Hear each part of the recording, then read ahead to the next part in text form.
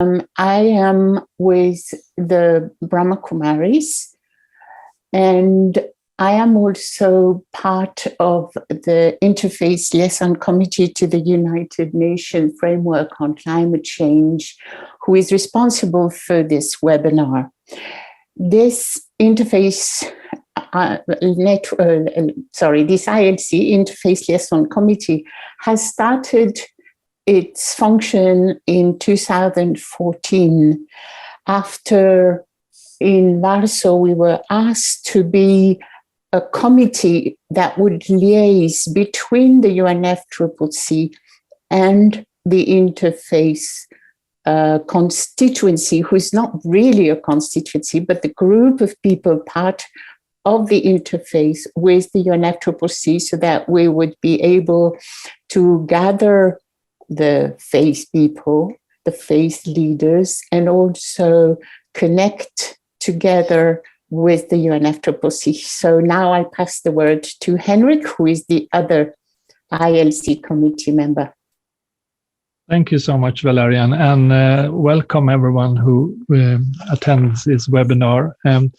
I'm really excited to be in this situation, to have this webinar. I'm just going to shortly say what is going to happen during this 1.5 hour. The first panel on NDCs, we will have Niklas Hellström from What's Next and Jamie Williams from Islamic Relief, and the moderator is Kulekane from South Africa. So I think that it's really interesting for us to have some experience on the NDCs and where we're going in that direction, especially since what happened last week in the summit with Joe Biden. Second, we have the climate witness, and I'm very excited to have the representatives from 3 different continents. We have from the Arctic and the Sápmi region, Norway, Ristan Turi Alexanderson. We have a video message from Jung Izer in Burundi, now in Kenya. And also very happy to see that Jana Akhtar Shimo from Bangladesh will be with us as well. And the third part is the building trust and advocacy work for just transition. And we will have people from ACT Alliance with Matthias Söderberg. We have Shaheen Ashraf from Islamic Relief and Olivia Fuchs from a Buddhist perspective on the advocacy side of climate and on our way up to COP26. So very happy to be here with you and looking very much forward to this. And I give the word over to you, Kulekane, to start the first panel. Thank you. Thank you very much, Reverend Grape, and thank you very much to everyone. I would like to greet everyone with a warm heart and with true warm greetings in Durban, South Africa. So in this session, we will obviously, as Reverend Grape has said, that we'll have 2 speakers, and it will last for 30 minutes. We will have Niklas Hellström from Sweden and Jamie Williams from the UK, which I will introduce in a moment. But for now, I'd like to introduce myself. This is Kulegani Makwaza in South Africa, and I'm a member of the Evangelical Lutheran Church in Southern Africa, ELCSA. I'm the founder of the Church Project on Climate Change, and I'm a council member in the Lutheran World Federation. It is very wonderful for me to be moderating this session. I know that it is also with the purpose of generation balancing the generation in this participation. And I'm here as a 29-year-old to represent a youth generation, a generation that is very much into the climate justice activism, and in the climate justice space calling for intergenerational justice and a just future. I think we should just get straight into it for the interest of time. So in this session, we'll talk about NDCs. And so we have the first question actually, which is what are we when it comes to the NDCs today? And how do we match the 1.5 or 2 degrees Celsius goal? when it comes to the target of the NDCs? I will repeat this question after I introduce the first speaker. Okay, yeah. Okay, I will start with Jamie Williams from the UK, United Kingdom. Jamie Williams is currently the Senior Policy Advisor with the Islamic Relief Worldwide, where he leads on the technical aspect of action on climate change. Previously, he worked as an education specialist in Malaysian Borneo and for the Save the Children in the Middle East and the North Africa, and then in Sri Lanka. He taught at the University of the South Pacific in the Fiji and lived and worked in education in Egypt, Yemen, Oman, Hungary, Mozambique, and Sudan. In the last year, he has published a chapter on Islamic environmentalism and Muslim FBOs in Islam and International Development Insight for working with the Muslim communities.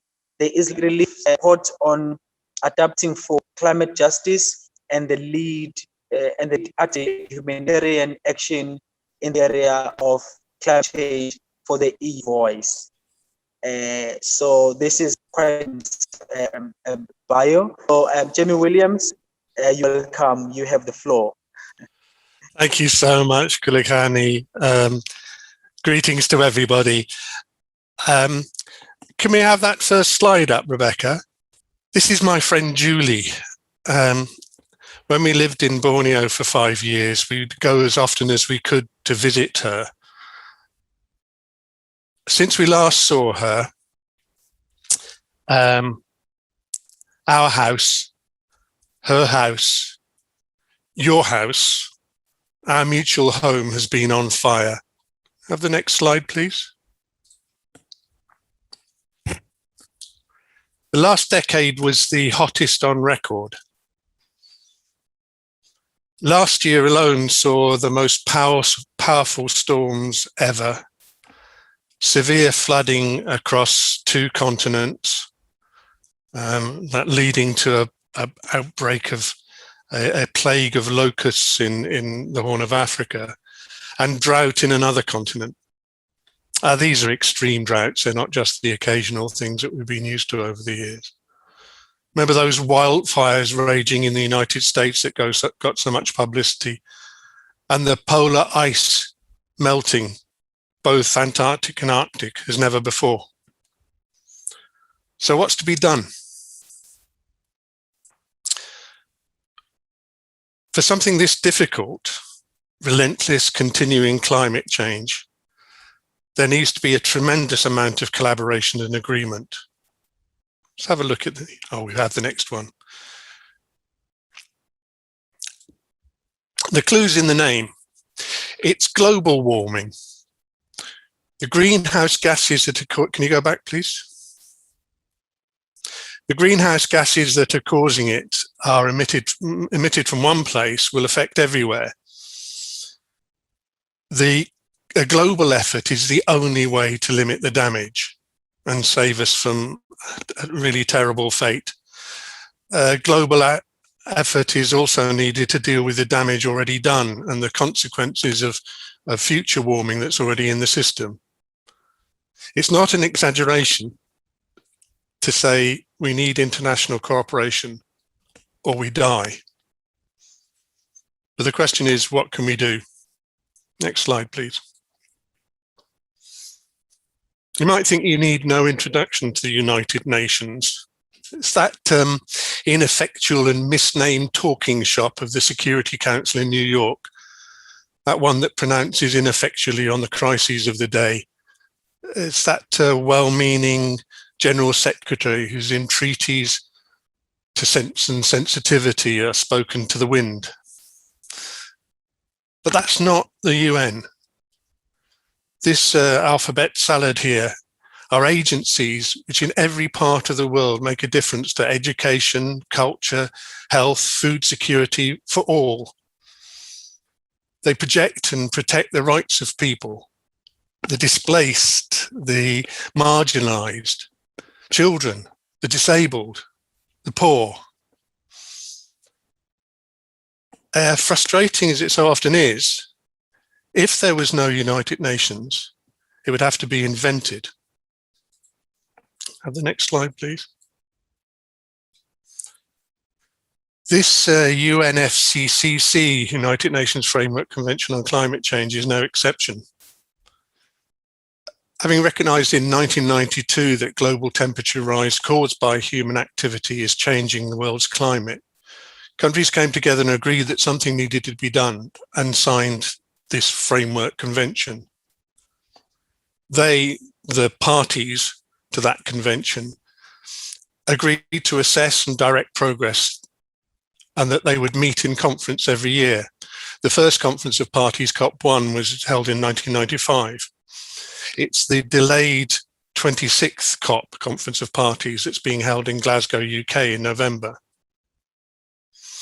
I think the most important thing that and I may be talking to experts who know this already and don't need to hear it again, but the most important thing is to understand that the action that they are planning, UNFCCC and the Paris Accord that sets out how it's to be done, the planning and assessing are three pillars of the convention: mitigation, adaptation, loss and damage, and finance for them. Have the next slide.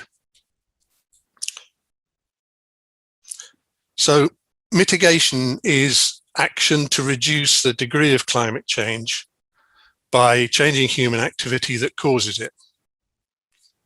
Adaptation is action to change the way we do things to deal with the effects of climate change now and in the future. The third pillar, loss and damage, addresses the effects of climate change that we can't deal with by adapting. So each country, each party to the convention, and that's every country in the world, in fact, pledges action on these pillars. Those pledges are called nationally determined contributions, and that comes back to what we were talking about at the very start of this session, NDCs. They'll be the subject of Niklas's talk next.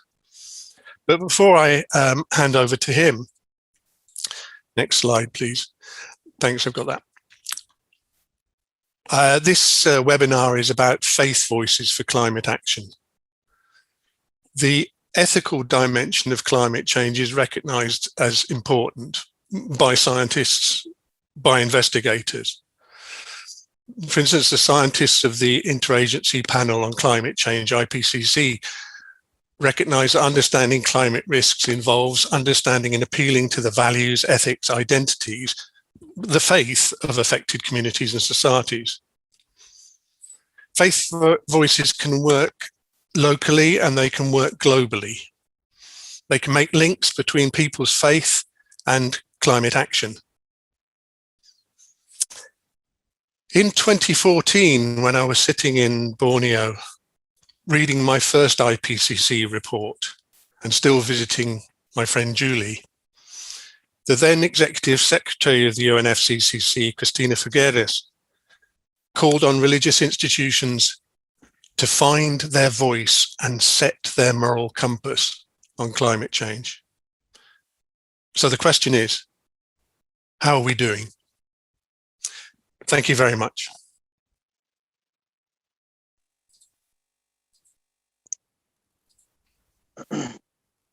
Thank you so much, Jamie, for such a short and sharp presentation. And the last question.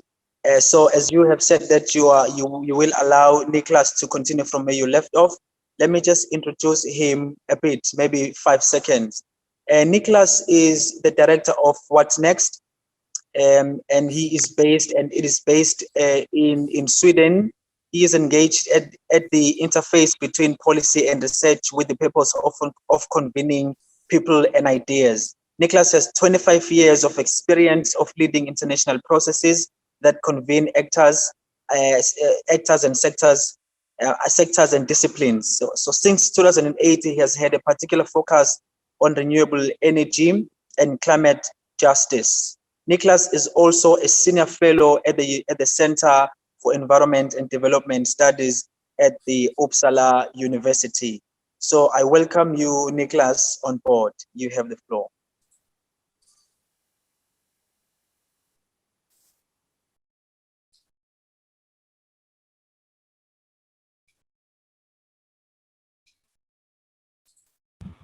Hi, can you hear me? Yes? Yes. And you see my screen as well? Yes, we Yes. can hear you and speak. All right, great. Thanks so much for inviting me to this excellent session, and it's very inspiring to talk with you and engage with you all on these topics. And I really like the way you've also divided the program to cover essential bits, including the sort of on the ground experiences as much as the sort of policy side, as we look ahead and not least towards COP26 and so forth. I'll just give a few kind of snapshots.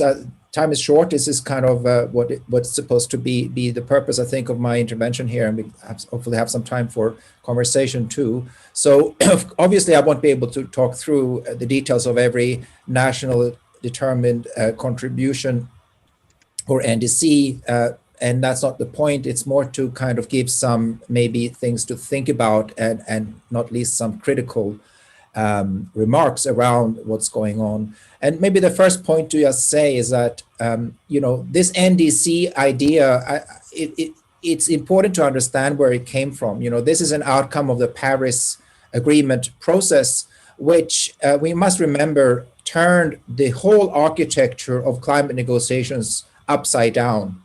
It's nationally determined. These are voluntary pledges for each country to say what they intend to do. It's supposed to be saying what they intend to do in terms of mitigation, but also on adaptation and support to developing countries, loss and damage, etc. It's a whole package that is supposed to be included in the NDCs, but it's still a voluntary country-based pledge rather than the earlier logic of the climate negotiations, which was about negotiating stringent measures and clear commitments to what each country and each rich country should do as a start to reduce emissions and as well as provide finance, etc., for developing countries. So this is just good to keep in mind, I think, as we move forward. Clearly, the NDCs haven't delivered any way near so far. The voluntary kind of pledges doesn't add up at all to what's needed for neither 2 degrees or 1.5 degrees. And I think we're all clearly aware of this. This is a graph from the Climate Action Tracker, I believe, and it's just shows that the pledges and targets are way up, 2.6 mean here, up to 3, current policies up to 4 degrees if pursued. Nothing is close to delivering what we need to get to. And there's some serious issues actually around this methodology of even calculating, so it's much worse than that even. Clearly, the voluntary approach so far hasn't worked. The race to zero, the Biden summit, etc., now is not delivering so far in terms of countries racing to the top and outbidding each other.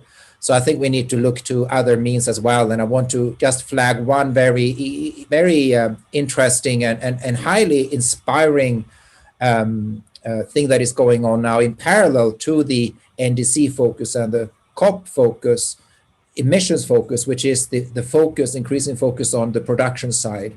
So if you haven't been aware of this yet, please do look at www.fossilfueltreaty.org or the Initiative for a Fossil Fuel Non-Proliferation Treaty, which is taking speed really at this very moment and basically saying we need to also target straight on the production of fossil fuels. We need to have an international treaty, just like with the nuclear weapons, we decided to say no more proliferation, no more expansion, disarmament, and a just, peaceful transition.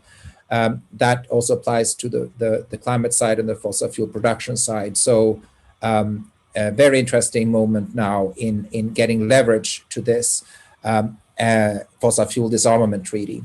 But the point here is still on the NDCs for this short talk. So I wanted to just move to say, when we look at this in advocacy of the pledges on mitigation, we also need to look at the whole package to understand what should be and ought to be in each country's NDC. And there was a lot of attention around the US Biden summit and the US announcement of an increased, more ambitious NDC for the US. I'm sure you're all taking note. The Climate Action Tracker argues this or translates this into 12 to 14% sort of improvement of the collective state of NDCs, which again is totally inadequate as a whole. But it's important to see that, yes, it's an improvement for the US, but US also were absolutely horribly insufficient to begin with, and they are still absolutely horribly insufficient today, even after Biden's revamped NDC. And I think many of you in the interfaith community have been also very much closely following and supportive of the idea of fair shares and equity. And this graph is a compilation made by US groups coming together to determine, according to the fair shares methodology, which I'm happy to send you a link to as well, or share a link afterwards if you haven't come across this, a very, very clear and very principled and very good methodology to determine what should each country really be pledging in their NDC if they did their fair share. And the conclusion here from the US is that US should have pledged 70% reductions in US, actual things happening within the US. It should really be more, but what can you do in 10 years? It seems reasonable to at least ask for 70% inside the country. But on top of that, the US would have to do almost twice as much somewhere else, or enable. That's part of the fair share. This is not aid. This is not being, solidarity really. It's to do its fair share. What it cannot decrease at home. The climate debt that the US has already from historic responsibility and the fact that it's a very, very wealthy country, it really should be decreasing 195%. Which is impossible, obviously, within the US. So the fair shares approach here, which was put forward to the Biden administration also before the summit and the announcement, was to say you really should have a commitment of 70% back home, and the equivalent in terms of support to developing countries of 125. That translated into a finance pledge that the US group said, as a good faith start, you should offer 800 billion, which is a lot more than the 2-3 billion more that the pledge actually resulted in. And that's also 800 is nothing near what the US really should be doing. So we're very, very far away from what has to be done in terms of fair shares when we look at the NDCs. And it's quite important to look at this. And this can be done for every country. So Sweden, for example, would have to do 4 times more in support to developing countries than going to, say, 80% reductions in Sweden by 2030. So I'm just leaving it by that in terms of concluding that we have a serious problem here on the inadvocacies. And then just to kind of flag the other bit that is important to understand when looking at these NDCs and the targets. A lot of them are about long-term targets and net zero targets. And it's very important to be clear that net zero is becoming a very contested and pretty dirty term, actually. Net zero means nothing. What it means is a possibility to evade, to create loopholes, to cheat, to put the blame or the effort on others, and avoid doing what you need to do back home right away. And to do it by 2050 means absolutely nothing. 2050 is irrelevant if we haven't done almost everything by 2025 and 2030. That's when we have to put all our attention on. Almost all has to be done in the next 10 years. And then, how much you have by 2050 is, pretty much irrelevant, if you're down to 0 or you 5% or 10%, if you do most of the work early. This article you have to read. I really recommend it, in the conversation from a few days ago by 3 top climate scientists. One of them led the IPCC. And it's a brutally honest article where they basically acknowledge that they were wrong, and most of science has been wrong, most of policy circles, NGOs have been wrong in hailing net zero targets because it opens up the door again for these very serious loopholes. And here are some other articles that I can share with you also for further reading. And this is an infographic that some of us just concluded that is trying to kind of summarize a bit of the issue that we're talking about here. as we move into COP26 and more NDCs sort of being ramped up, but pretty much all of them, again, being net zero phrased, the net zero target phrased, and again, with most focus on 2050 rather than 2025 and 2030. And again, the point here is that, net zero invites us to, or countries and corporations to continue polluting by promising they will plant trees, they will buy offsets from somewhere else, or they count on non-existing technologies that will be applied mostly in the global south, where to the left down here we indicate, land grabs, people being taken from their lands that needs to be used for other things, is assumed to be there for grabs for the rich countries to basically offset their continued emissions. And this is baked into so many of these NDCs, including technologies like bioenergy, carbon capture, storage, and other so-called negative emissions technologies that really don't exist at scale. And if they would be scaled up, they would have tremendous impacts on people's livelihoods and human rights, which I think others will also touch on in this webinar. So I think I'm probably overrun my time here, but leave it at that for some further thinking and discussion. Thank you. Okay. Thank you so much, Nicholas. That was quite a very extensive presentation, I should say. And thank you very much for respecting time. We are not over time yet, but we are almost there. And so for those who have just came, I would like to just summarize in few sentences what the two speakers have talked about.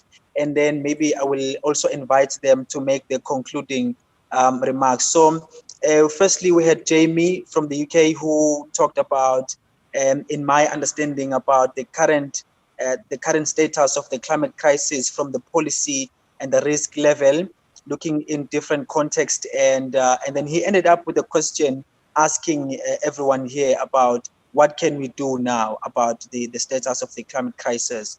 And then we just had just now, the presentation from Nicholas, where he basically talks about the policy and then the status of the NDCs and other options that can be explored from now on.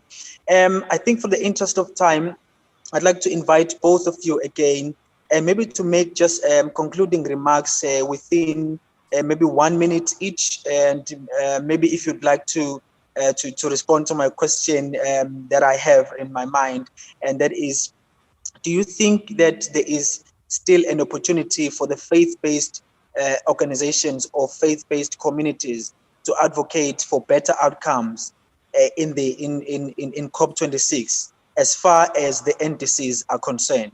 Maybe you can respond to the question, or you can make your general closing remarks in 1 minute. I will invite Jamie first. Thank you so much. Yes, faith communities and everybody can have some say in the NDCs, even those that have been presented, and Nicholas was very good at highlighting how poor some of them are. But these are flexible documents, they're voluntary documents, they're not set in stone, they're not the law. So every person on this call and every person on the planet can use whatever influence they have to try and get a better set of contributions from their particular country. This is a very it's one of those things which depends certainly on how much power one has as an individual, but collective power is always better. And when you look at the potential for collective strength of the faith communities, I think that there is a very big potential for being able to influence the national governments to be able to come up with far better than what Nicholas has been demonstrating they're giving us already. Thank you. Thank you so much. Nicholas. Yes, absolutely. There's a huge potential for the faith-based communities, as well as, of course, others coming together. I think we have to be clear here. There's two parallel approaches. We have to fight bad solutions, the kinds of deceptions and the risk of locking in systems that are really, really bad. There's a defensive kind of work to be done, not least around the climate negotiations. So, for example, Article 6 on carbon markets is a horrible space. It's going to lock in really, really bad structures that allows exactly this kind of evading, offsetting, net zero kind of mentality, and we need to kind of stop that. And that is shifting. I think we can do that. I actually almost hope that there will be a delay, because the more time we have, the more that momentum is building up, and it's more important to stop that than conclude other things when it comes to COP. And also to, on the other side, move to the real solutions, and that goes down to planning in each country. Like, what is that we really want to do? Agroecology, public transportation, renewable energy systems that are people-centered and people-friendly, adaptation, etc. That agenda and the plan, the more concrete it is, the more people power demands there are for it, the more countries, North and South, can reflect that into their NDCs. For developing countries saying, this is what we plan to do, we're going to do this by ourselves, but we demand this amount in terms of support from the rich countries, and really be as clear as possible. That's all in the hands of your community as well as other good forces to demand. And that is what we need to do and can do for certainly for COP. And as I said, to also work on other spaces at the same time. So this momentum towards putting focus on the producers, the producing, the fossil fuel producers in actually collectively putting pressure to have a plan for shutting this down, and doing it also in an equitable way, which is part of that initiative, so that countries that are all dependent on fossil fuels that don't have much money, of course, needs more time and support, rather than US and Norway, who should just shut down immediately and pay for it themselves. So that's another flank there where we can all come together, along with 100 Nobel laureates who just signed on to support this fossil fuel disarmament treaty as well. So lots of things to do and lots of opportunities. And the tide is really turning. The net zero kind of discourse is becoming a bit toxic now. People realize that you can't just say net zero and believe that people will believe that you're a leader. So that's in our favor. We can further that. Yeah, I can also see that. I'm sorry. I hope you were done, Niklas. I hope you finished. Yeah, I can also see that in the chat there is Brother Khalid Maida, who is also from the Islamic faith. He has a comment on the net zero, the topic of the net zero. But I think maybe we can consider that in the next session. So I'd like to thank you so much. I know that we had a very limited time. It's even difficult for me as a moderator, but I think we did well. And thank you so much for the presentation. To me, it is very inspiring as a young person, and as a young activist, and as a faith person, that we are there. We are doing just right as faith communities. And I think your last comments in the 1 minute that I gave you is a homework for us as faith-based communities, looking forward to COP26 and looking forward to other engagement. Thank you very much to Kulekani, to Jamie, and to Nicholas for this very enlightening presentation. Now, we thought that we would really like for all of you to join in and be able to contribute what your thoughts are. So we have prepared a Mentimeter, and you can see that you can go on www.menti.com and use the code 13416197. It's in the chat. And what we thought is that these two enlightened panelists have really shown us how essential it would be for countries to commit more consistent contributions.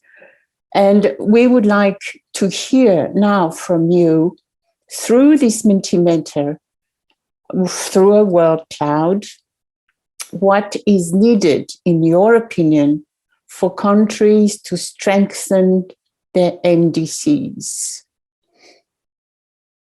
So what is needed, in your opinion, for countries to strengthen the NDC? So do go to the Mentimeter and put the words that you feel are essential, because we really want to hear from you. And I think that my colleagues who are at the command of the technical side of things could show us what the Mentimeter says.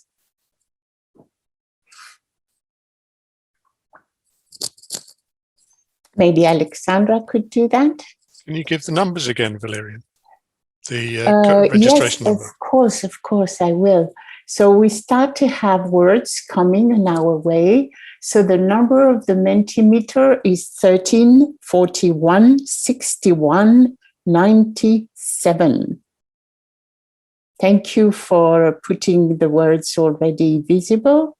So as you see, the main one for now is ambition and courage. Funding envelope trust, compelling justice, best practices, global Green New Deal,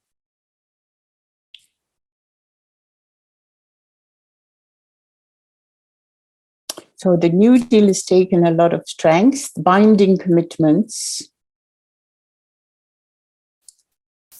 So we do have good insights from you. We will share with all of you the different things that you have been asking in the chat and these words that are coming. But because time is very limited, we also thought that it would be very interested to contemplate on another question, because the feeling that we have is that we are in a historical time that is really amazingly important. So we know that global changes require a very particular type of energy. And so what did it take in history for humankind to make powerful decisions that were going in a new direction? So you can think of the after-war, the after-colonialism, the rise of South Africa. What did it take for people to make a change?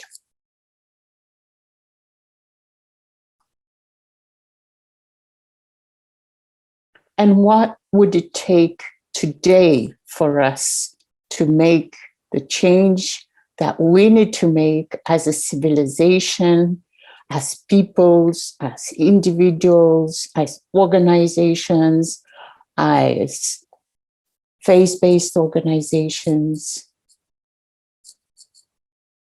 So we have less greed, a true sense of shared threat and common humanity,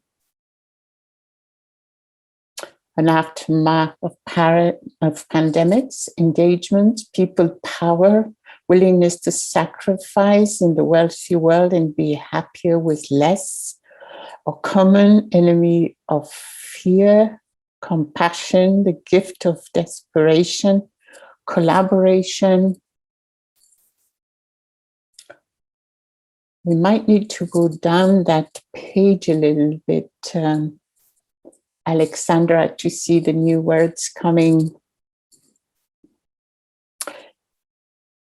So thank you for contributing to this part of the webinar. We feel that what we want to do as faith-based organizations is also set a reflection, allow people to think for themselves about the changes that they want, about the changes that we need to demand, about the things we need to take up in our lives ourselves. With these words, I would like to introduce my colleague that will take on the next panel. So please go ahead, Magdalene. Susanna. Thank you, Valerian. That was really powerful to have a chance to reflect on the presentations just now in that way. Thank you. My name is Susanna Mattingley. I'm from Friends World Committee for Consultation, which is the organisation representing Quakers worldwide. I'm pleased to be with you all today. In this next part of the webinar, we're going to hear some testimonies from people in some of the most climate vulnerable regions in the world. And we're thinking about what are the consequences for those most vulnerable to climate change based on the current trajectory that we have just heard about from our previous speakers. And when we talk about the advocacy work we do as people of faith, I think about our global family and our responsibility to seek out and support the voices of the marginalized communities at the forefront of climate justice and climate action, and really understand the human impacts of climate breakdown. Once we've heard from our speakers, we hope there will be time for some questions. So I invite you all to write your questions for the speakers in the Q&A box. It's easier for us if you do it in this Q&A box rather than the chat box, because it's easier for us to see your questions. And it should be at the bottom of your screen next to the chat icon. So because I'm aware of the time, I'm going to move straight on, and I'm pleased to introduce our speakers for the next section. So firstly, I'm delighted to welcome Kristen Turi Alexanderson from Sápmi, the Sami territory in Norway. Kristen is a Secretary General for the Sami Church Council in the Church of Norway. She is a Sami and belongs to a reindeer herding family.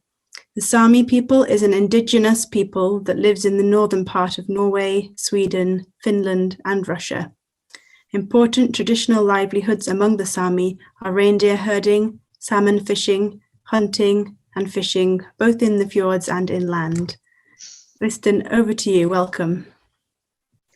Thank you. And I would like to thank you for the invitation to share with you some of how the Sami experience the consequence of climate change in our homeland.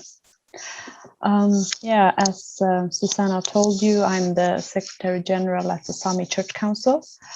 We work with Sami church life questions, but also with Sami human rights questions. And in this case, the question about the biodiversity crisis and the climate crisis is our central issues. And as she said, I'm also reindeer herding. And for me, that the reindeer herding part is an identity as much as a livelihood. And since my childhood, our whole life centered around the well-being of our reindeers. In the winter, when the reindeers need to be in the inland, where the snow gets grainy because of the low temperatures, we move to the inland. The grainy snow makes pasture accessible for the reindeers. They manage to shovel the snow away from the ground. And in the summertime, when the reindeers need to be in the coast because of high mountains, we move to the coast. The high mountains where nutritious grass grows at the edge of the slowly melting snow patches, and where the snow patches provides a rest from insects on warm summer days. But this is now changing. Because of climate changes, the cold periods come more seldom in the winter. We experience rain in the winter. These weather conditions are negative to the grazing conditions for the reindeer. The snow gets heavier, so that the reindeer moss is harder accessible for the reindeer. Rain followed by lower temperature gives icing layers that makes it harder or impossible for the reindeer to dig through. The increased carbon dioxide concentrations also increased forest growing that causes poorer growth conditions for the reindeer moss. In the summertime, we see that the snow patches melt faster than before. It means that these nutritious plants grow in a shorter period. And once the snow has melted, the land gets dry and new plants will not grow. And I guess we all have experienced the reduction of the number of insects. And last June, here at least, it was alarmingly few insects in our reindeer grazing land. I don't know if it's because they were delayed or if they have disappeared, but that was the case. The changes we experience in the wintertime forces reindeer herders to give additional food to the reindeers. This is costly, and it forces the reindeer herders to focus more on how to earn more money. The focus changes from living together with the animal that provides us Sami all we need to farming and meat production. Feeding also changes humans' interaction with reindeers. And I'm afraid that it will change the way the reindeers also behave against humans. And what this means, I don't know today. And the last point I want to make today is that when governments and global leaders think out solutions to reduce climate changes, it is important that the solutions don't harm the indigenous peoples even more. Indigenous peoples' land is often the least developed land in a country. It's just wild areas and it's good space for huge industry projects. Several indigenous peoples' organizations have pointed out that the green market development is increasingly involved in land grabbing and eviction of indigenous peoples. In the Nordic countries, the new mode of green industry includes taking Sami land for the development of mining industry or windmill parks to solve the climate change and save the planet. This is actually quite interesting. In the beginning of this century, establishment of mining was still looked upon as industry that provides local jobs and tax income to local municipalities. It was so important that we needed to take the land. However, this argument has now changed. And now, at least in Norway, the argument is that we need mining to be able to save the planet. For me, this tells me that things have not changed. Sadly, the climate change is not a crisis that forces us to change our behavior. Instead, it seems like it's a source to increase companies' income and wealth. And in this thinking, the destruction of indigenous people land has just changed its expression. Today, we need to destroy the land so we can get rich while we save our planet. And for me, it seems like the only ones that really are forced to change their way of living because of the climate changes are indigenous peoples, people in rural areas, or people in poorer countries. Not because we caused the problem, but because our way of living and our land is still here to destroy. And I cannot understand that this is right. And we indigenous people must be able to continue our traditional way of living. Otherwise, we too must move to the cities. And you all know the quick urbanization that we see today will cause even more problems to our climate, to the societies and to the individuals. And this, I think, is what we as faith communities must stand up for the right that people can continue to live on their traditional lands and continue to live their traditional livelihoods. As humans, we are set to manage God's creation, but we need to put moderation in the center so we never take more than the nature is willing to give us. I thank you for your attention, and I look forward to hear the rest of the speakers. Thank you. Thank you so much, Kristen. It was wonderful to hear from you. I'm sure people will have questions, so we will come back to those at the end. But I, again, remind people, if you would like to ask questions, to put them in the Q&A, and we will come to those after we have heard the speakers.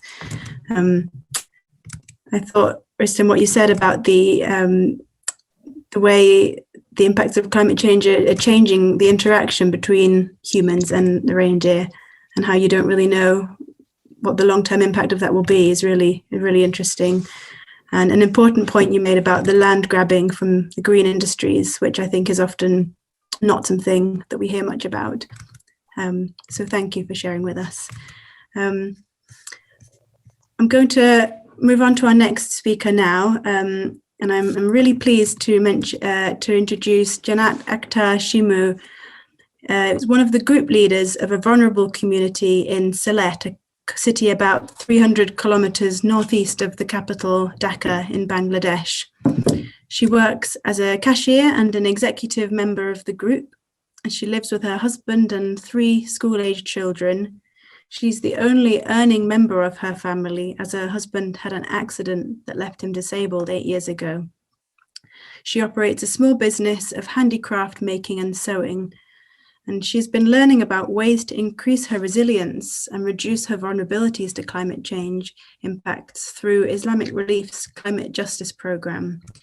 And I think I'm right that Janat will be using an interpreter to share her story with us today. So welcome to both of you.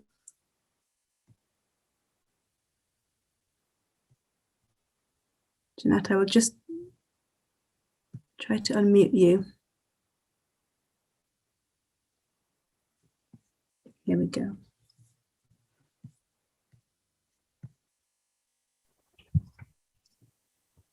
Thank you. Our participant will shortly join us. Actually, this is the iftar time here, so sorry for the delay.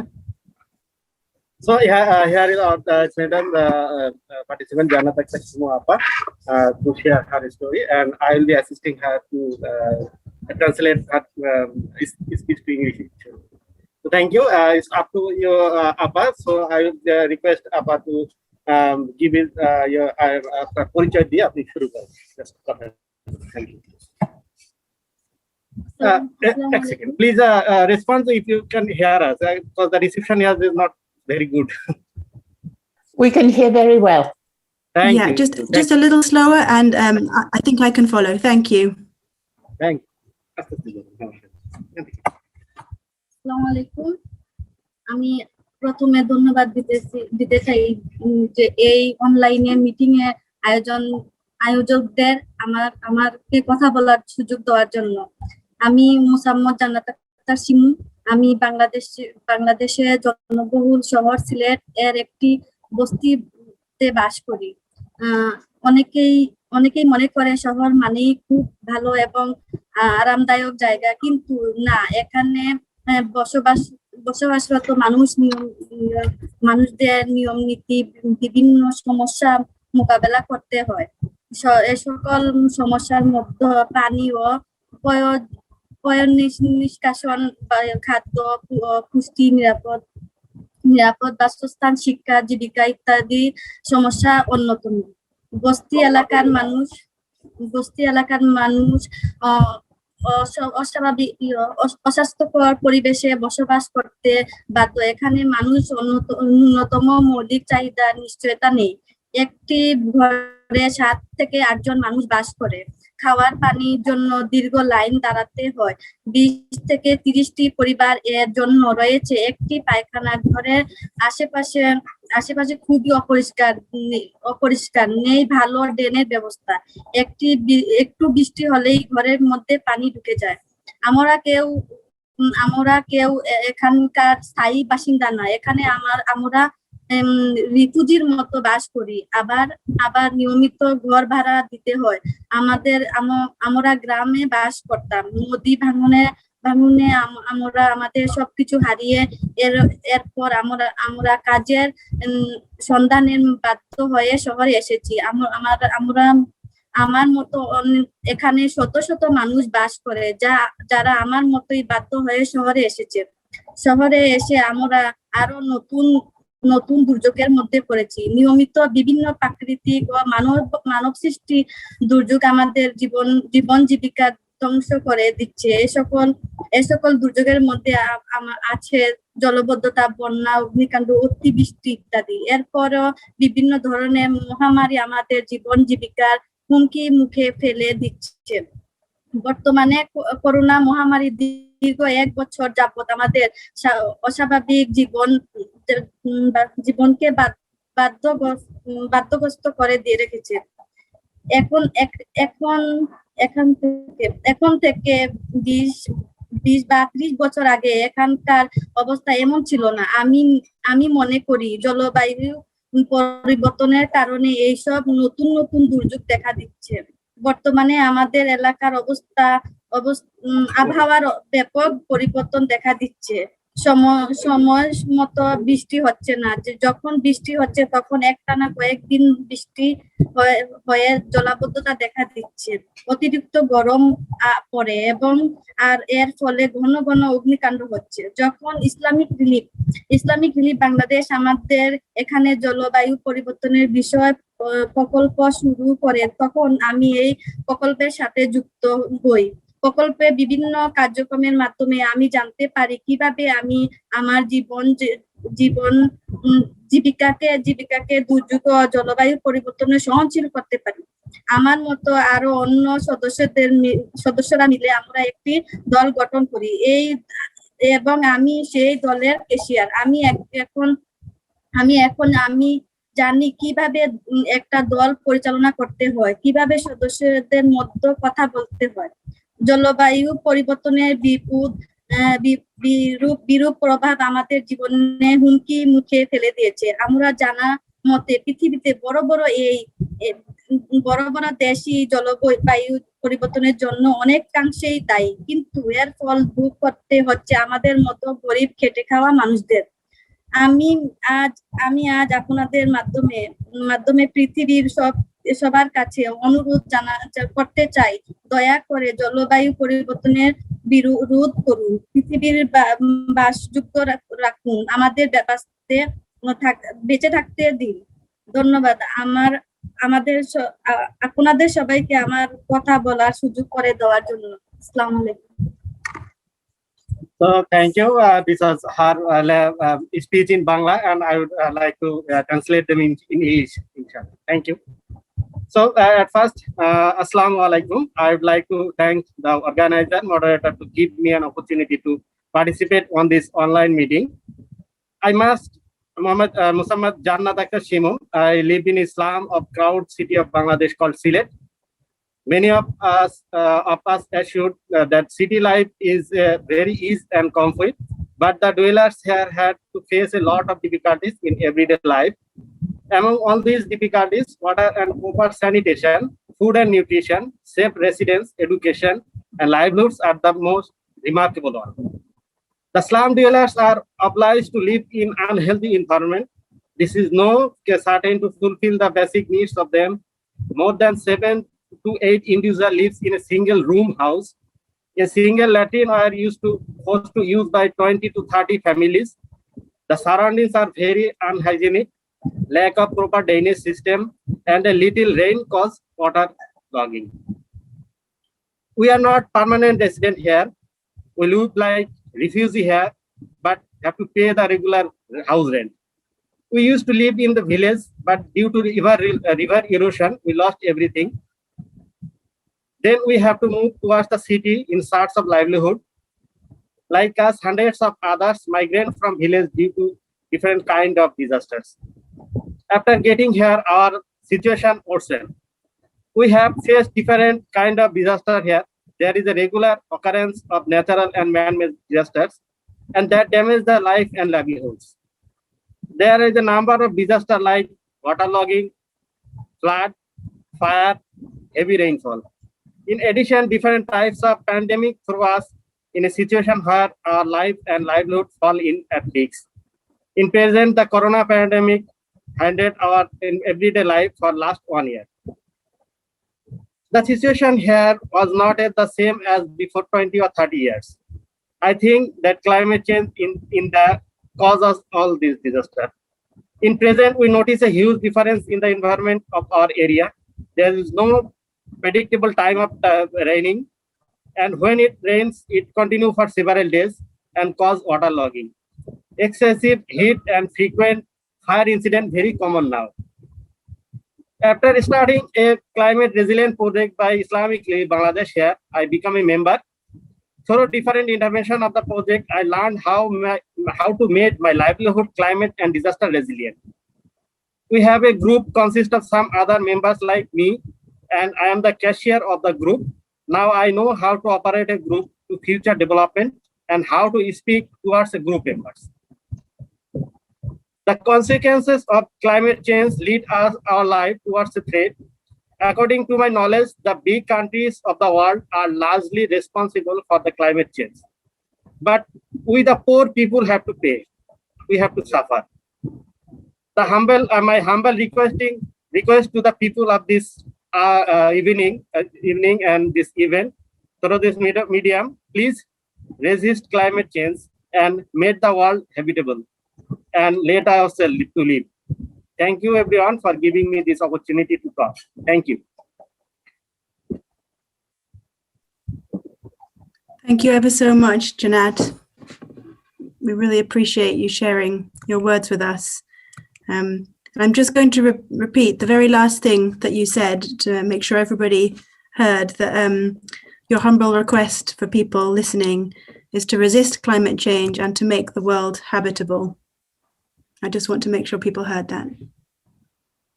Thank you. Thank you. We are going to move on to our next speaker and then come back to questions, as I said. So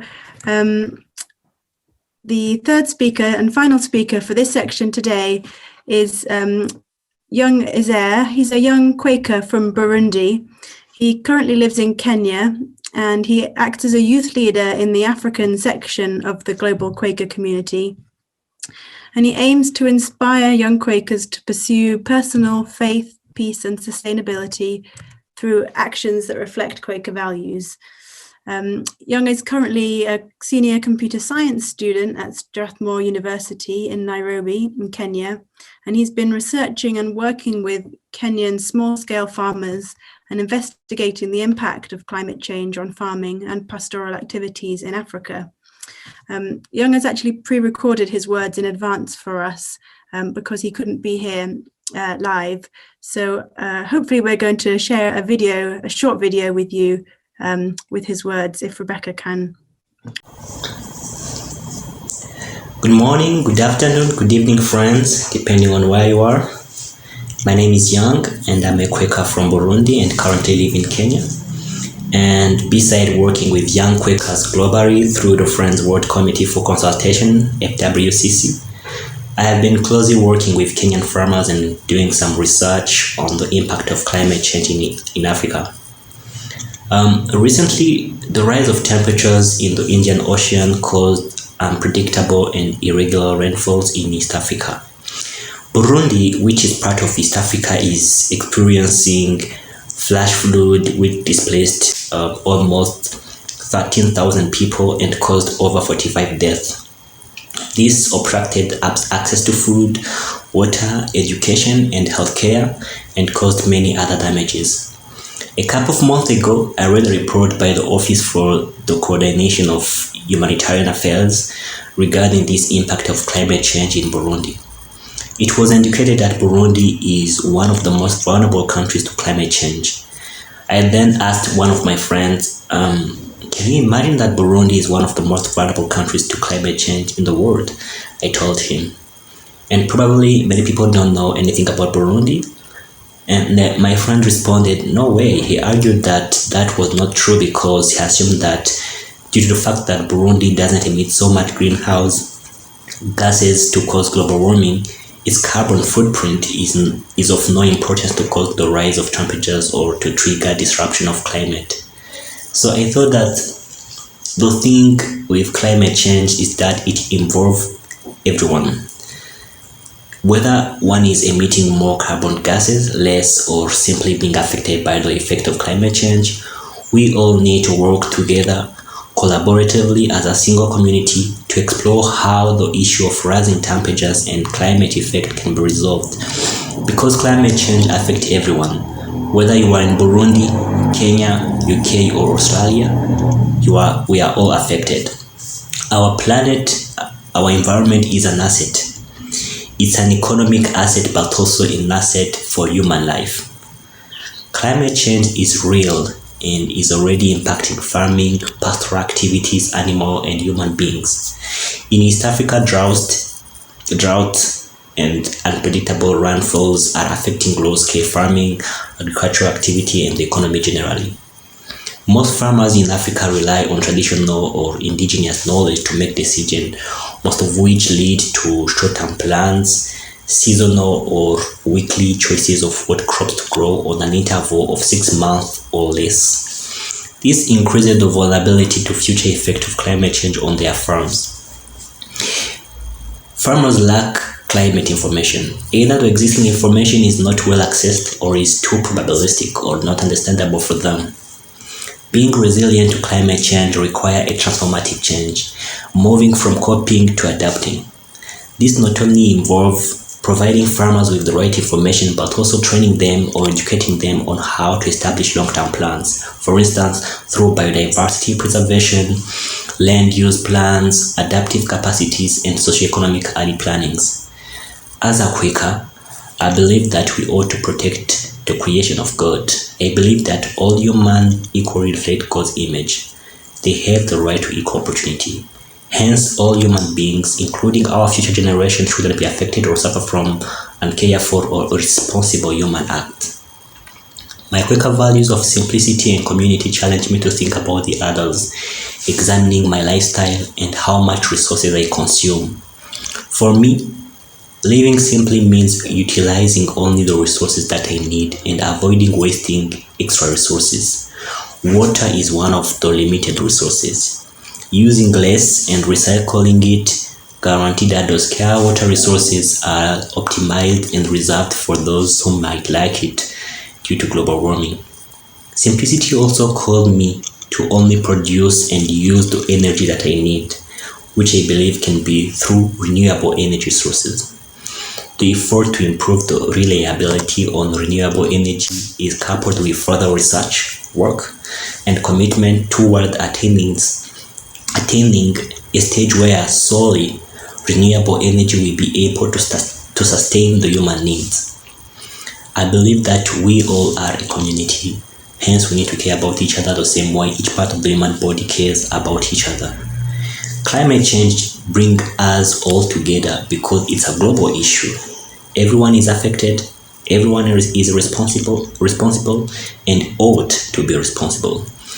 The knowledge that we are all connected guide my understanding that the human race constitutes a single community. Thank you.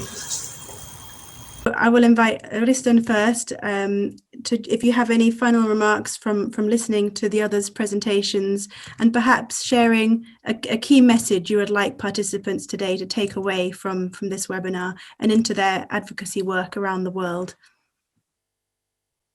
Yeah, thank you. There was a comment in the chat and it said something about why do we manage to get so much extra funding for the COVID-19 crisis or pandemic, and why can't we manage to do it for the climate change? And I think one answer is it's because there are so many companies that earn money from resisting climate change or working with this. And because people are not, the companies are earning money, it also becomes a question about value or ethics. For example, that the Norwegian government has a policy that says that it's better to make new energy projects rather to maintain old projects or old facilities that are already being built. So I think we as a faith communities also need to go into these ethical questions about how the politicians plan the solutions and how do they plan to work. So this, I think, is the thing that we really can, where we really can give something to them. Yeah, thank you. Thank you, Riston. Yeah, very, very good point. Janat, are you still with us? I can't see you on the screen, but I hope you're there. I'd just like to invite you to give any reflections, final remarks, and if there is a key message you would like people to take away from today.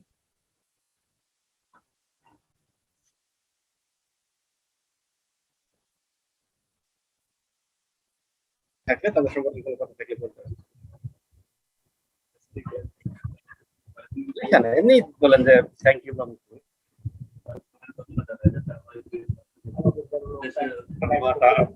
ধন্যবাদ আপনাদের সবাইকে। আসসালামু আলাইকুম। আমাকে মানে অনলাইনে meeting এ ডাকার জন্য আপনাদের সবাইকে ধন্যবাদ, এবং আপনারা সবাই দোয়া করবেন যে আমাদের দেশের আবহাওয়া জলবায়ু পরিবর্তন যাতে তাড়াতাড়ি হয়, সবাই মিলে আমরা যেন এইটার জন্য মানে কাজ করতে পারি, সেই জন্য আপনারা সবাই দোয়া করবেন।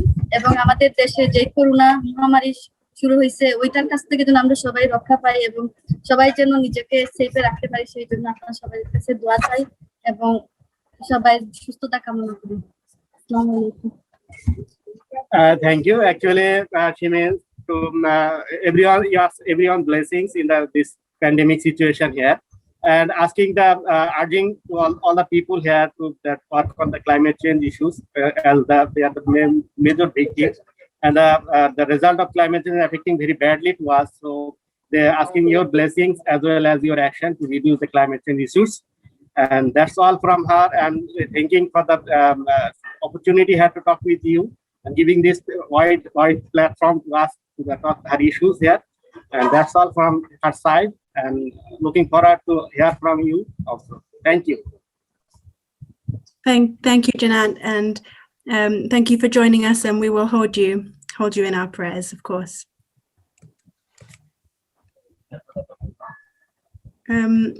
So I think I'm going to pass the word back to Valerian and Alexandra now for the next reflective break. Thank you, everybody.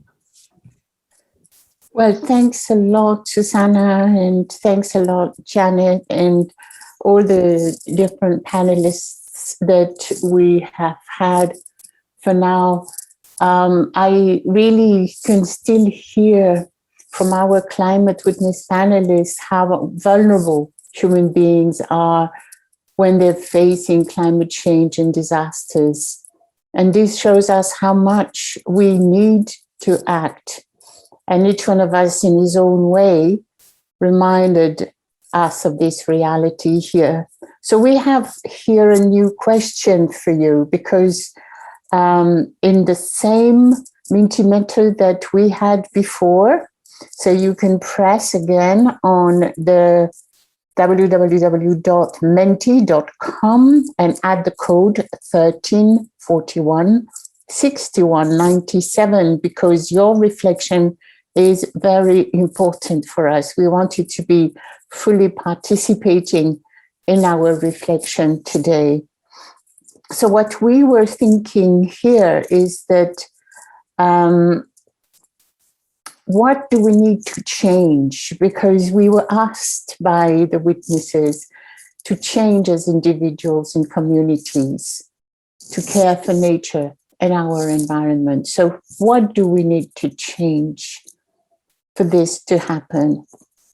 The reflection I had in relationship with that is, if I don't have a relationship with Mother Nature, with the Pachamama, with my surrounding, then I won't make much of a difference in my lifestyle. But when I encompass it into a relationship, then maybe, surely, we can change. So let's see what you are feeding back to us on this question. Maybe you can show us the Mentimeter, Alexandra. Thank you. So behavior, encouragement, awareness.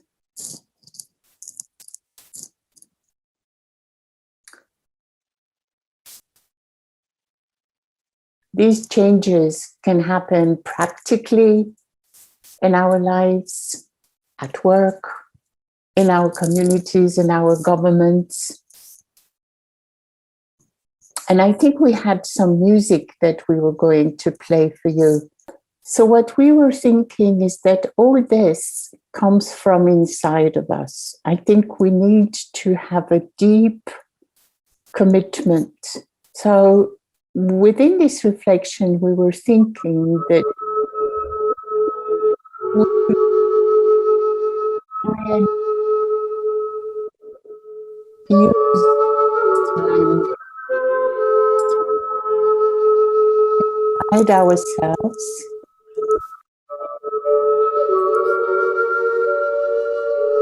and see how we change, reconnect, moderate ourselves, have green spaces in cities, create more society, change the way our minds work, have more love,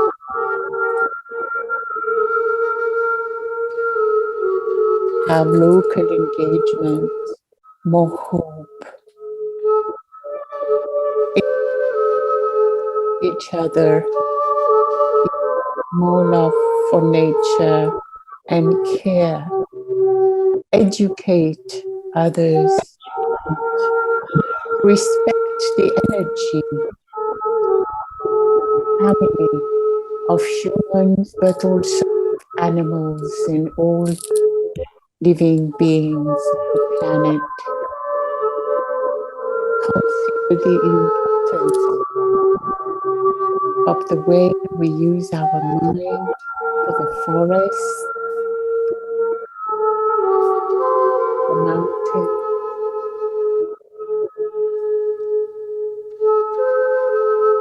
like the grassroots solutions,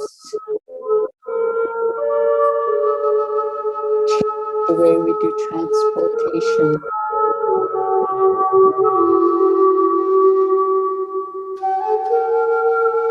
bring more hope into our societies, understand the power of our thoughts, the quantum power of our attitudes and respect towards life, solidarity, resilience.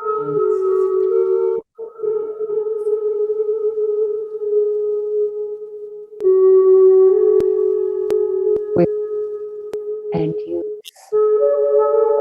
the future of tomorrow.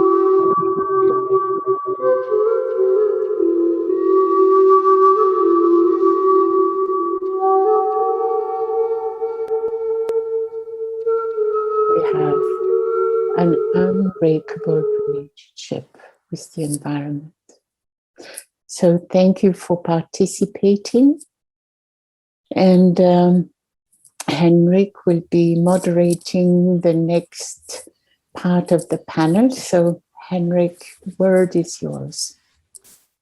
Thank you so much. I'm happy to moderate this session, and I'm not going to take so much time from our panelists to go into the discussion about advocacy work and the coming up COP. I would like to invite first Matthias Söderberg from ACT Alliance to share his thoughts in his first 5 minutes. So please go ahead. Thank you, Henrik, and thanks to everyone else. It's been really, really inspiring and interesting. From the ACT Alliance, we are already very engaged in the process towards the COP. And it's important to stress that the focus is not specifically on COP26, but on increasing and scaling up the ambition around the world. And that is done both, of course, through international processes, but also through national advocacy and where we really push governments to take action. When it comes to the COP and to the UN process, it's as we all know, very influenced by the pandemic, and we don't really know exactly how the COP will take place. We know now that there will be negotiations in June and that there will be online negotiations, but that there won't be any decisions really. They are postponed. How it will be in Glasgow, we don't know yet. In any case, there are 2 tracks in relation to the COP where we try to focus. One is the negotiations and the decisions which needs to be taken. These are the agreements where governments needs to agree and where there is a fixed agenda. And the other one is the national developments, which are influenced a lot by media and public engagement. And this is also important to remember when we attend these big meetings. I will get back to that. But first to the formal agenda where ACT Alliance will engage. We know that the COP will have a lot of different topics on the agenda, and many of them are quite technical and difficult to get into, but they are still important. And one of the things, for example, which will be agreed according to the plan, it's the negotiations about carbon trading, how to do this and how this can contribute to a scaled up ambition. This is a really, really tricky area, and a bad agreement can have negative effect on the future ambition. So it's really, really important to make sure that this is ending in a way which is good for the climate and good for humanity and people and our creation. So this is obviously an important issue. But there are other issues which are also still technical but important, and that one of them is the climate finance agreement for climate finance post 2025. As you may know, there is an existing agreement that developed countries should mobilize climate finance, but this agreement is only lasting until 2025, and after that time there will be a new agreement. And negotiations in Glasgow will start about how to develop a new target and how to make sure that finance and support actually is scaled up, and it's not just like it is now, a question of moving numbers around in an Excel sheet. We need the money and we need the support to climate action, and that must be the focus. But as I said, there is also the other track, which is more focused on national action. And the COP is still important to promote this national action. And that's because the world is looking. When ministers are meeting, media will be present, and the national debates will be more focused on what's happening in other countries. And that's why it's so important also to address other topics at the COP. And that's why ACT Alliance also will use this opportunity to, for example, talk about the current climate finance, the promise to mobilize 100 billion a year from 2020. This is something we need to bring up because it's not happening, at least not what we can see. And the focus is so much on mitigation compared to adaptation. So we need to bring this to the attention of media and to make sure that it also is brought back to governments back home.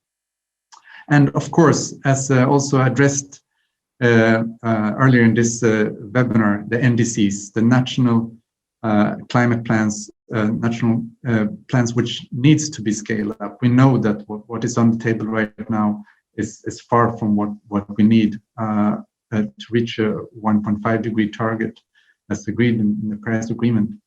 And therefore, we need to also use the opportunity to call for action, call for scaled up ambition, and to make sure that this is not forgotten.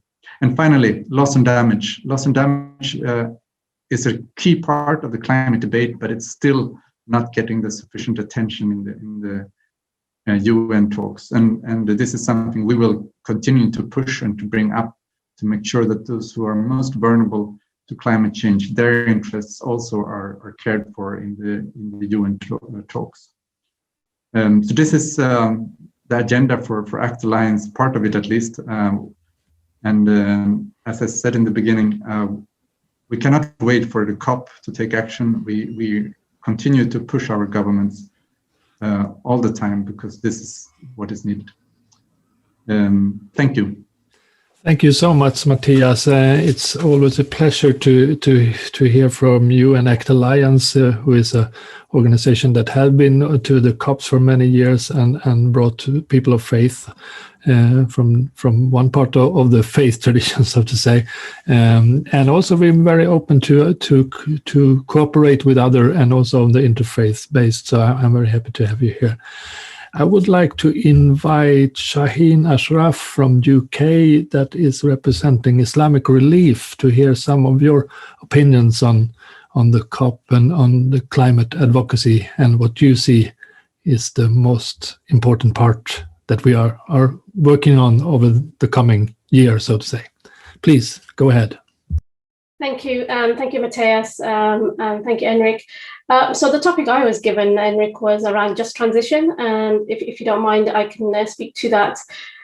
I mean, it's very important what Matthias had said, and leading on from that, you know, a lot of us are hoping that we can have more just solutions to some of the issues that we're seeing around the world around climate change. So one of the things we are advocating for is a just transition. You know, the International Trade Union Confederation, the ITUC, defines a just transition as decent work, social inclusion, and poverty eradication. And for us, whilst we're doing that, that's reducing emissions in line with our global commitments on tackling the climate breakdown. We have so many people in so many different places around the world. What is going to happen to that economy of people who are actually employed in those fossil fuel industries. So part of this is trying to look at what this transition to a zero carbon economy looks like. For us, when you're looking at a transition to a zero carbon economy, you're looking at workers, you're looking at localities, you're looking at industries and nations. And it comes back to, Susanna, the very thing that you spoke about, that you were moderating on, with the communities that we work with and the communities that we're working with. And it's certainly a very interesting case that building a zero carbon economy is a profound matter for all of us, our faith communities, particularly when it comes to social justice, particularly when it comes to, okay, who pays, who benefits, and to what extent do global actors play its part in averting the humanitarian crisis that affects organizations like ours from Islamic Relief Worldwide, and including organizations like Act Alliance and any of the organizations on this call today. And we are seeing that actual climate breakdown is already causing and will continue to cause destruction. After all, most of us, let's take our own nations who bear particularly I take my nation in the UK, who bear a particularly high historical responsibility for carbon emissions. So there will be immediate physical risks to industry from climate change itself, weather events such as droughts, floods, storms, that have a profound impact on our economy, like the year that's gone, the year that we've seen an absolute lost production because of COVID-19, which have appeared and which speaks to different languages around the world.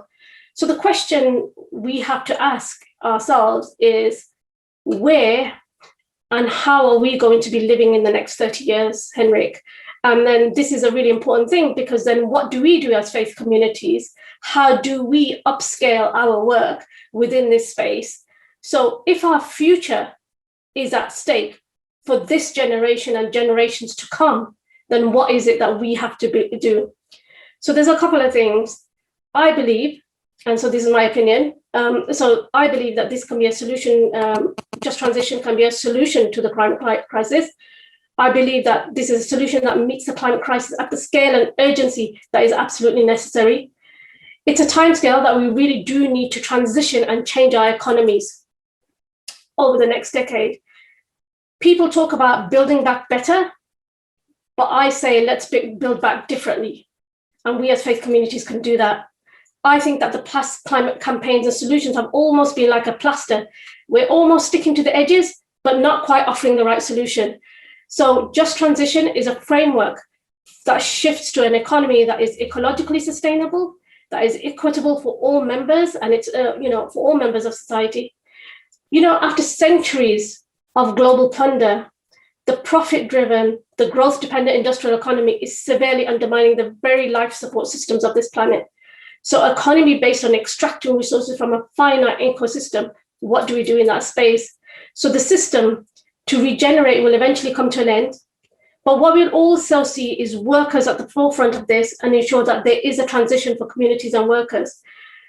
When we're talking about the system that eventually will come to an end, we have to think about it's either through collapse or intentional reorganization. So who is going to intentionally reorganize our systems? I know that transition, we know, is inevitable, but what is not inevitable is justice.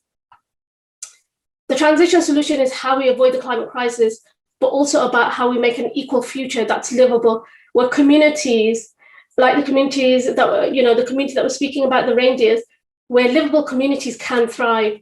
And this is something that people are looking forward to as a possible solution, as a future solution. I have a feminist framework on this, but I won't share that at the moment. But given the urgency of both climate crisis and the economic forces operating from the UK industry, only a shared natural mission can work. And I think this is where faith communities can play a vital role. A just transition, which will mean that emphatically, not just a phrase, but to be affixed to a technocratic climate policy. It has real meaning.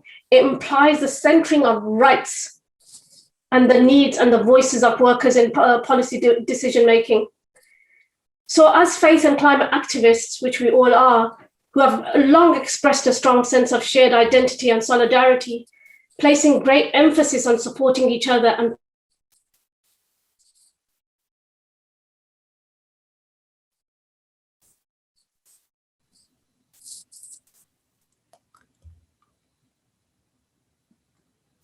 Well, seems a bit unstable, the connection. So yes, I think we should, hopefully we can come back to Shaheen for some last words, but if Olivia... That builds on the heritage, that builds on the identity, that builds on the vibrancy of existing people, the vibrancy of existing places, the vibrancy of industry. Rather than appearing to jettison or belittle the space that we're in, we need identity, we need voice, we need control. And this unique heritage will bring about the pragmatic dialogue that we speak of. So how do we do this? There's three things. Delivering trust in transition, and we as faith communities have to do that. We've got to commit our government to leadership and a Green New Deal. And a national plan such as a Green New Deal is delivered to deliver a just transition in practice and set a clear mandate for industrial planning, delivering social justice and rapid decarbonisation together.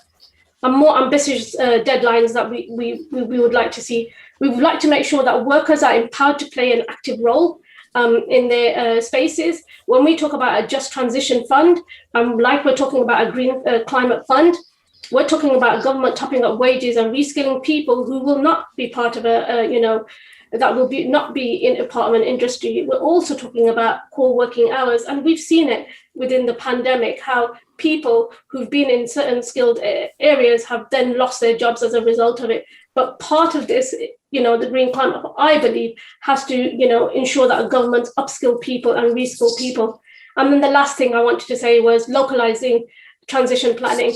So when we're talking about transitions, when we're talking about new local economic partnerships, we're talking about broader mandates and a democratic membership more than what we have in the existing. But one thing I do want to say before I end is this needs to go further with a real commitment to what some have instead we call social power. It needs to go beyond the consultation to true co-design of people's voices.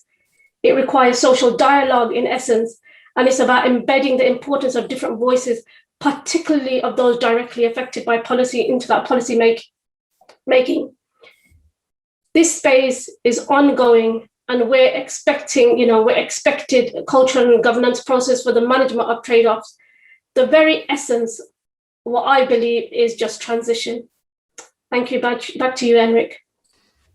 Thank you so much, Shaheen. I don't know if you recognize, but we lost you for some seconds during your presentation, but I think we got the most part of it, and maybe we can come back with some closing remarks. But very happy to hear this very powerful message you come, and on just transition. I know that we are many from faith communities that always sort of stress the importance to have a social just transition and not only look at the environmental side of it. So if we have planetary boundaries, there must also be some a social level or floor that we can stand upon. So I'm so happy to hear this from you, and thank you so much.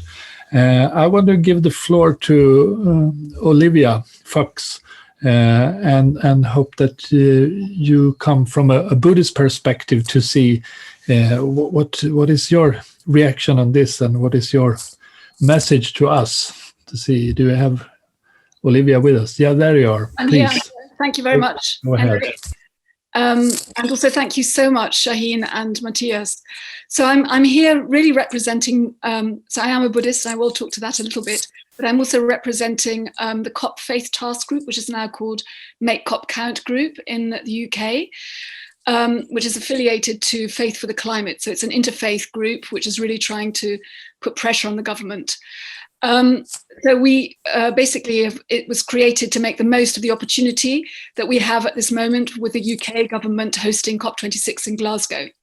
And we have three aspects that we've been, sort of three strands that we've been really working to. One is transformation, which I can hear has already been talked about quite a bit, advocacy, and also hospitality, which we are leaving to the Scottish faith groups, which is wonderful. So I'm also part of the advocacy group, and this is what I'm talking about today. And I just want to first of all thank Livy Hanks from the Quakers for leading and inspiring the group and writing most of the advocacy asks and briefings. So the first thing I want to say is that as faith groups, we have a moral voice. We have a powerful responsibility and a strong moral voice, particularly when working together in collaboration. And I believe that's because of our spiritual and transformative teachings and practices, that because of these, we must all find the inner moral courage to confront the crisis we're facing and to transform ourselves and our society. We also have solidarity and engagement with the poorest communities around the world. And it was wonderful to come in to hear some of the testaments that we've just heard earlier on. And these communities, as we've already heard, are most impacted by the climate crisis, which is posing an existential threat. Also, that we all have embedded in our teaching social justice, and really about the climate crisis affecting humanity at its deepest level. And lastly, our relationship with the living world, which in Buddhism we perceive as a web of interconnectedness.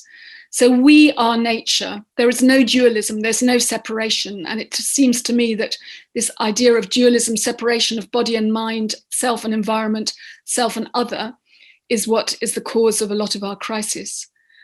So the Make COP Count group brings together a wide range of members of different faith traditions from across the country. And we're working together to make sure the COP conference makes a real difference and to bring about a just and sustainable society, as Shaheen's already mentioned. One of the purposes of the group is to try to provide a unified faith voice on key issues. We want to push the UK government, again, like Matthias said, it's making it local and national, to do more to tackle the climate crisis and its impacts.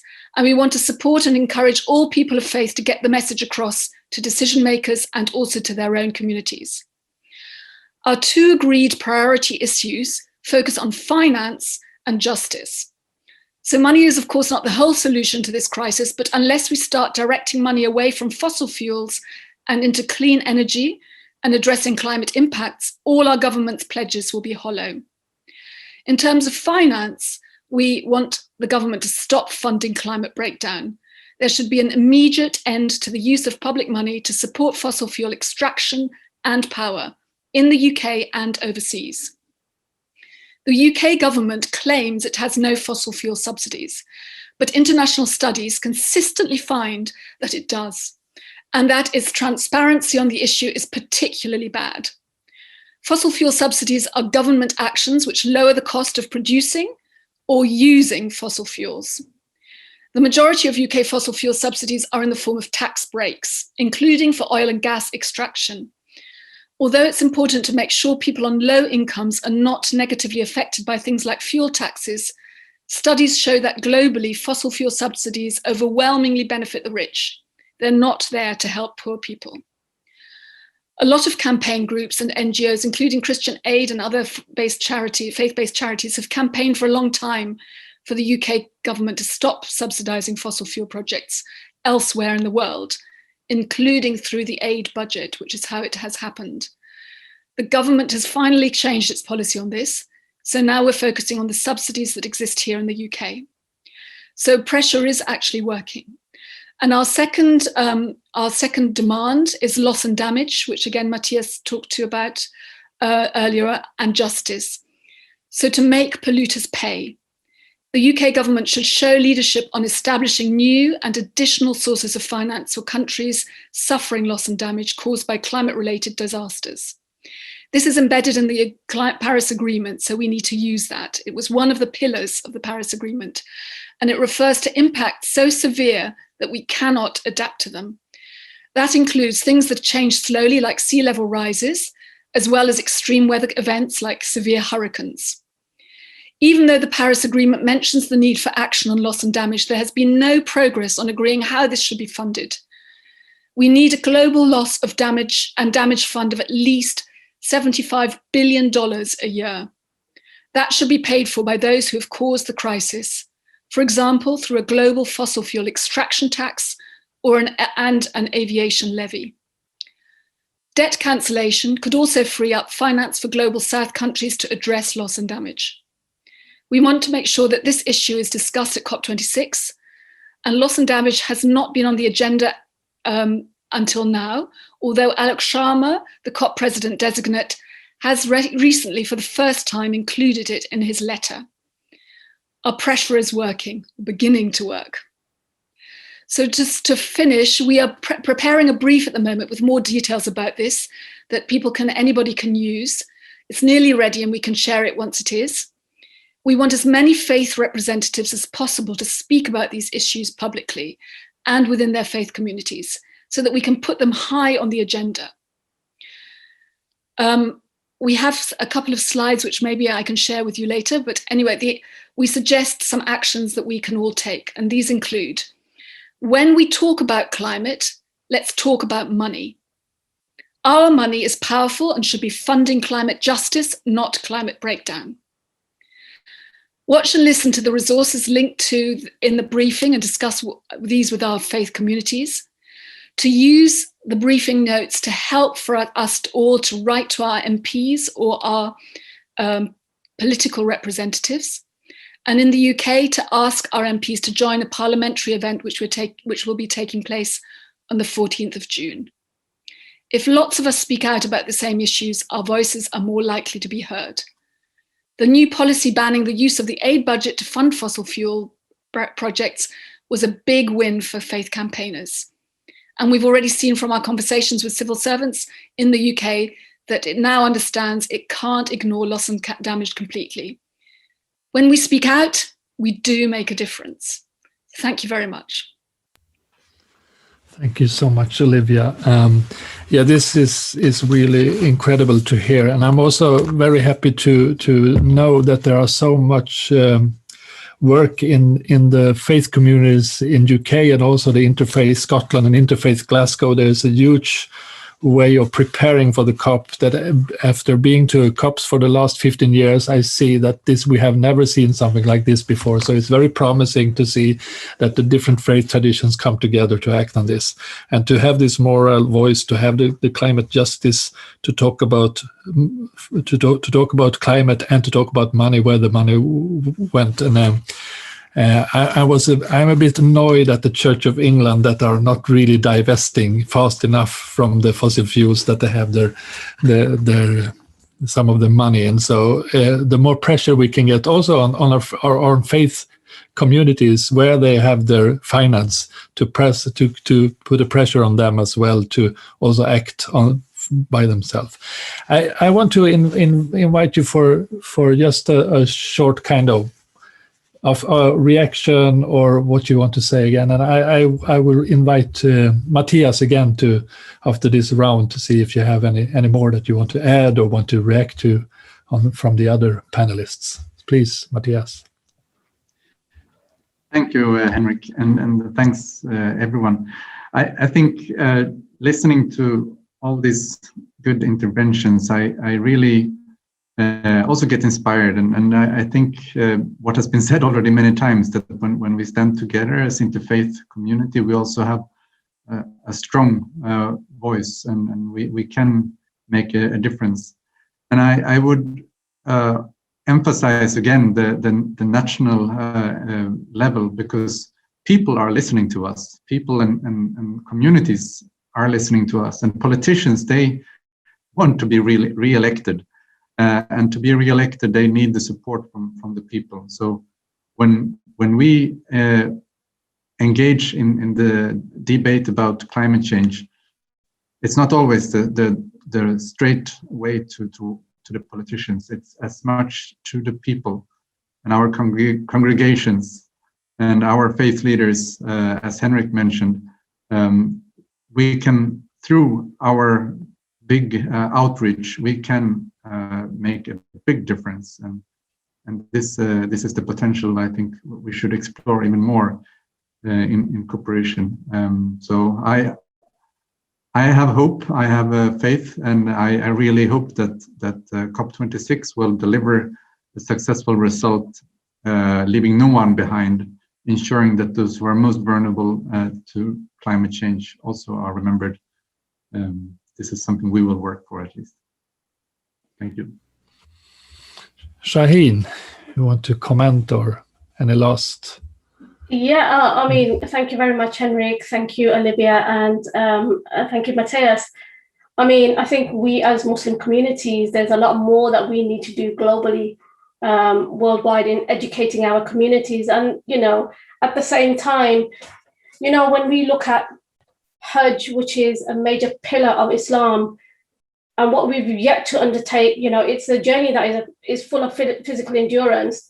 But if we don't act, it's going to become more grueling in the next coming years. Scientists predict that heat and humidity during Hajj will exceed the extreme danger threshold by 20%. That means that, it will be so difficult to perform a pilgrimage between 2045 and 2053. So, I think for us, we have to take up environmental stewardship. We have to be advocating by our faith. The Quran speaks around the caretakers of the earth. The Prophet Muhammad, peace be upon him, spoke about planting trees and creating conservation areas called Himma. But we still need to mobilize Muslims on a mass scale to be able to see a new global eco space. Muslims Islam inherently has understood environmentalism, but I feel as though there's so much more that we need to do with our faith communities to be able to channel so many things in around it. When we ask, when I spoke about just transition, what kind of planet are we going to inherit? What kind of planet are children going to inherit? So who is going to perform pilgrimage in those spaces? When we're talking about sacred rights, there is a climate crisis, but it's also endangering the very age-old sacred rights that we have in our communities. And the environmental threat to the holy pilgrimage for us is like a red panic button. And we as British Muslims and Muslims around the world have to take this signaling that the climate crisis is here and it's to stay, and we have to do something about it. So that's the message from us, and that's the message that we will take towards COP26 by mobilizing people. And having said that, we're working with Greenpeace in the Middle East called Ummah for Earth, where we're mobilizing a lot of young influencers to take climate seriously, specifically from the Middle East perspective. Lots more work to do, let's just say. But I think we can do this if we come together as faith communities, because it does not affect just one community, it will affect all of us. Thank you, Henrik. Thank you so much. And it's very powerful to hear that the mobilization of the Muslim communities. And I think this is really, really important for the future to have from our different traditions that we come together and actually fight climate change in the best way we can. Olivia, I give the word to you last for comment or any final remarks, please. Thank you, Henrik. So I suppose I just want to really reiterate that we've got a moral voice and that together we stand strongly. And also that to clarify some of these issues, which are quite complex, you talk about loss and damage. I'm a lay person. I didn't understand it at all. And to understand, to clarify it, to understand that we have a responsibility towards the global south and towards areas where there is already a huge impact of climate change is really important. And I feel the more we can bring that onto the agenda, the better. And to connect it to social justice, to build back better, the just transition, all of these issues are interconnected, aren't they? So the more we can find clear ways of speaking out and reaching people, and also just talking about our moral responsibility, I think that's where we can have an influence in our own communities and also in the political environment in our countries. As Matthias said, that's probably where we can have most influence. Thank you very, very much. Thank you all. And we are getting closer to the final of this this webinar. Just before I leave the word to Bishop Philip Hudgens, who is up very late in Australia following this webinar, I just want to say I'm so happy to have this kind of broad picture on climate change and from faith communities. Started with Jamie going through the UNFCCC and also from that part with Niklas on what is a fair share actually when it comes and net zero, how this word mean really nothing, how we have to be sort of critical to what we are listening to, and the witnessing we get from the Arctic, from Bangladesh and from Burundi. I think that is very powerful to hear those voices. And now these last three panelists who give the importance of moral voice, the just transition, the loss and damage, the different kind of parts of financial situation that is connected, the new economy that we need to fight climate change. So very thankful for all of this. And I leave the word to Philip, please.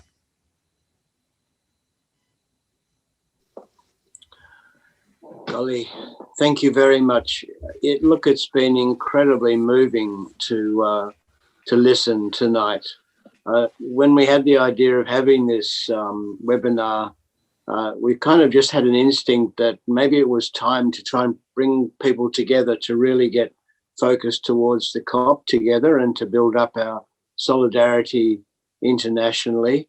And it is been so beautiful to listen to the depth of the intensity, the passion, the unity that we all share, and the love in people to do their best, the love of creation, the love of one another, the yearning to see justice, to see a just transition, and to do no further harm to the creation. So thank you to all those who've contributed, either as a panelist or as moderators, a most wonderful group of people. It may be that when our little group that put this together reconvene, we might think that perhaps we should touch base again in another period, maybe 6 weeks or 2 months. But tonight, today, whatever time frame you're in, it has been deeply moving and quite wonderful and very informative. So thank you to everybody who's made their contributions. We take what's in our hearts now into the political reality and bring about the change that we know is so necessary, and do it as fast as we possibly can. So thank you so much, everybody that's made their contributions. Peace be with you. Thank you, Philip. I also wanted to thank an architect of this side event that wasn't so visible, who's Henrik. He's really put a lot of work for all of this to happen. So thanks, Henrik. We have a tradition also is to end with a few moments of silence. So I would like to invite all of you to spend a few seconds or minutes of silence to accompany this whole process with a deep intention. And also after that, we thought it would be good to share with all of you a few climate action possibilities. So we'll share a few links with you. But first of all, let's have some powerful silence.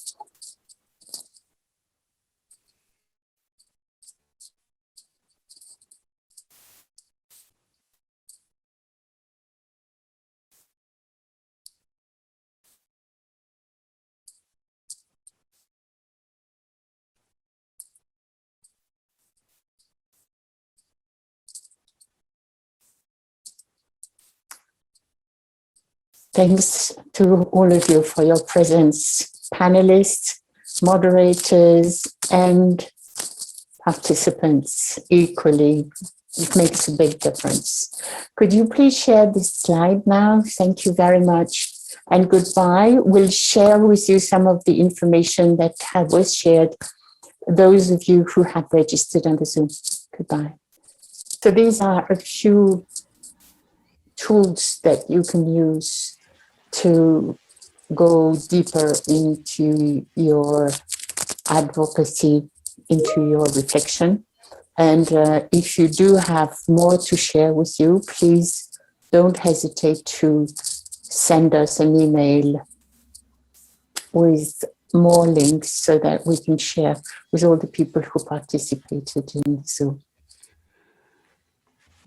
Maybe we also can say that we have a lot of good questions that we haven't really responded to, and I apologize to that, but that doesn't mean that it isn't read or isn't taken up. I think we need to have more webinars also based on the different questions. So really happy to see all of those coming in and different comments also in the chat and the Q&A part. So it's not ignorance, it's more due to time. We couldn't bring it in, but thank you so much for all your activity during this webinar. Thank you.